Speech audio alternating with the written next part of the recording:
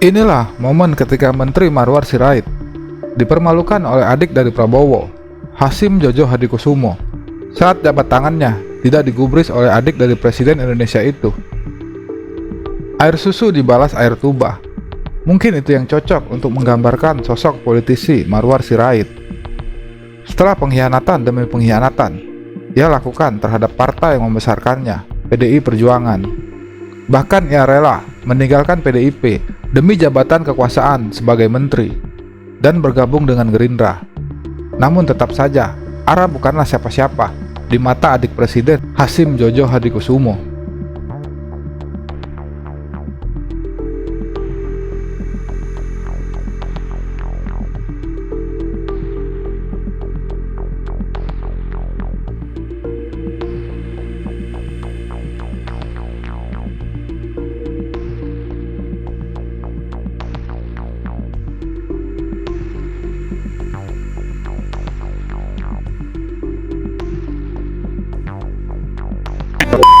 Memang menurut saya malah sudah tepat itu Marwar Sirait keluar dari PDI Perjuangan.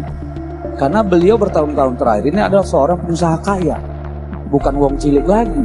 Rumahnya saja sekarang sudah di Jalan Diponegoro, di Menteng. Jadi bahwa kemudian dia tidak bisa lagi merasa nyaman di tengah kaum miskin yang ada di PDI Perjuangan itu wajar. Dan kita hargai. Dia mengantarkan kartu anggotanya ke PDI Perjuangan, itu sikap yang baik. Ya. Saya cuma mau bilang gini, ARA sebelum masuk PDI Perjuangan bukan siapa-siapa dan bukan apa-apa. Setelah di PDI Perjuangan jadi anggota dewan, lalu kenal sama konglomerat, akhirnya kaya raya, dari orang biasa punya rumah di Menteng, aja gile kan. Kami melaporkan sampai saat ini ada sekitar 40.000 rumah yang sudah kita bangun per 20 Oktober.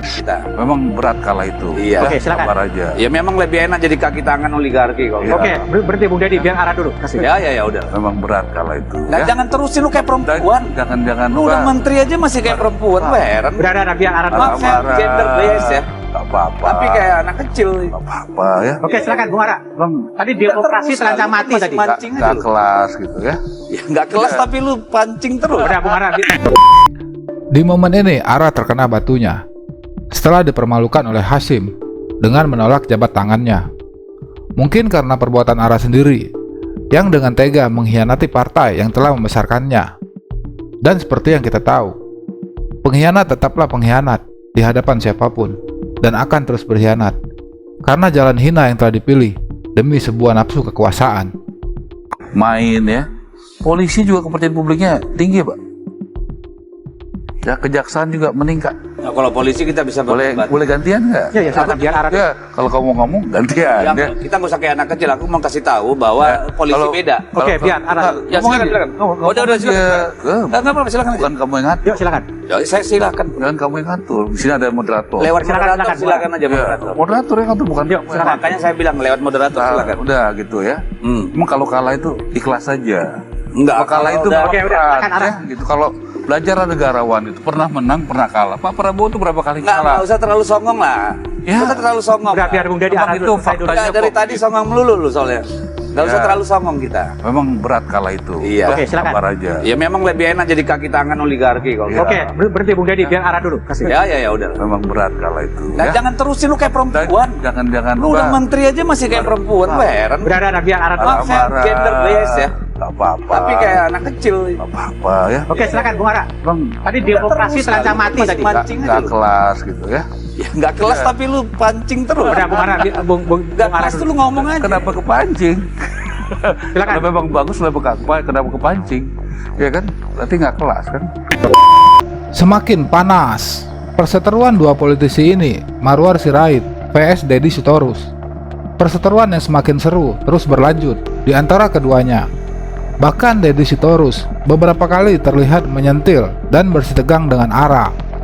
Kejadian ini terjadi setelah ARA memutuskan keluar dari PDIP dan bergabung dengan Gerindra. Deddy mengatakan bahwa ARA bukanlah siapa-siapa sebelum masuk ke PDIP, dan juga sudah sewajarnya dia keluar dari PDIP karena sudah tidak memiliki ideologi partai sebagai partai wong cilik. Artinya efek Adis?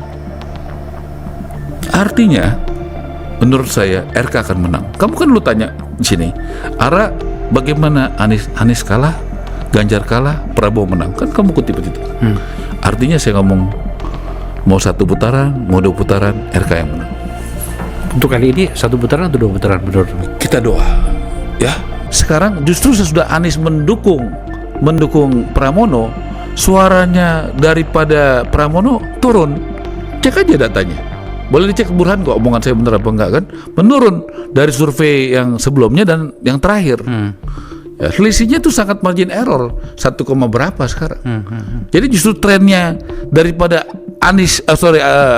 Pramono sesudah didukung Anies turun. Trennya Ridwan Kamil sesudah Jokowi datang kampanye, juga tentu jaringannya ketua umum saya Prabowo Subianto bekerja makin naik. Saya percaya itu, ya, karena tadi malam saya datang ke basis-basis non-muslim bersama Ridwan Kamil. Ya, bertemu dengan pendeta, bertemu dengan anak-anak muda Kristen, pengusaha-pengusaha Kristen, Katolik, Buddha. Dan RK kenapa? Dia berani, ya, seperti waktu dia jadi gubernur Jawa Barat, bagaimana dia bisa berikan izin gereja Katolik di Bekasi, padahal banyak yang menentang. Dia juga pernah ada yang ibadah, dia juga berani untuk menghadapi intoleran. Dan saya pikir RK adalah contoh bagi kami yang katakanlah yang non-muslim, Kristiani. Kami membutuhkan orang yang teruji, yang terbukti berani menghadapi radikalisme, terbukti untuk menegakkan Pancasila. Bukan cuma ngomong aja, karena kalau ngomong gampang. Kalau RK berani, terbukti.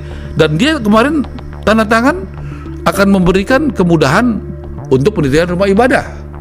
Dia akan tegas terhadap radikalisme. Itu yang penting bagi kami. Tentu saya orang Indonesia, saya juga dari suku Batak, saya beragama Kristen Protestan. Saya memerlukan pemimpin yang berani menghadapi radikalisme. Dan saya pikir orang seperti saya di Jakarta itu jutaan, yang non-muslim, yang punya prinsip seperti itu. Pernyataan Ara ini ditanggapi oleh para netizen dan warganet yang menyayangkan pernyataan dari politisi Gerindra ini yang dianggap berbahaya ketika mengomentari dukungan Anies terhadap Pramono Rano di Pilkada Jakarta dikarenakan berbau sara dan agama yang bisa menyebabkan perpecahan. Di RK, Ya, Pak Jokowi sudah turun. udah turun Pak Iya, Jokowi. gitu loh. Nah, Jelas. maka kemudian muncullah kalimatmu begini, membangunkan macan tidur. Ya. Coba tampilkan itu apa? Adakah itu pernyataannya Ini Ara kan tuh? Pramono didukung PDIP, benar nggak? Iya, betul. Ada yang salah nggak? Dari yang salah. RK didukung Prabowo dan Jokowi, betul nggak? Ya. Jadi apa yang salah? Nggak Biar ada rakyat salah. memilih. Rakyat percaya sama PDIP dan Anies Ya. yang mendukung Pramono, atau percaya sama Prabowo dan Jokowi, Ya. ya, Gibran yang mendukung, Ya. dan kita yang mendukung Oke. RK. Itu Ya. kan pilihan. Normatif itu. Tapi maksud saya itu tadi. Itu kan normatif, Ya, itu kalimat- politis. Coba tampilkan. Itu sangat penting sekali, nggak normatif. Yang soal apa namanya itu, apakah apa? Nah itu tadi. Apa maksudmu dengan mengatakan membangunkan macan tidur? Loh, Akbar, ya, Anies itu surveinya paling tinggi buat Gubernur Jakarta, bahkan di atas RK, betul nggak? Ya. Kan nggak dicalonkan oleh PDI, oleh Ibu Mega kan? Ya. Kenapa menurut kamu? Nggak tahu. Kalau menurut saya, ini analisa ya, karena grassroots-nya PDI secara ideologi berbeda dengan Anies. Oke. Kau setuju nggak? Oke. Setuju nggak? Setuju dong. Nah, sudah. Kan memang begitu. Nah, kemudian di ujung akhirnya, tapi Pram datang bersama-sama untuk mendapatkan dukungan dari Anies kan? Iya. Nah, Apa bacaanmu dari situ apa, Ra? ya pasti nggak semua grassroots PDI Perjuangan setuju dengan langkah itu.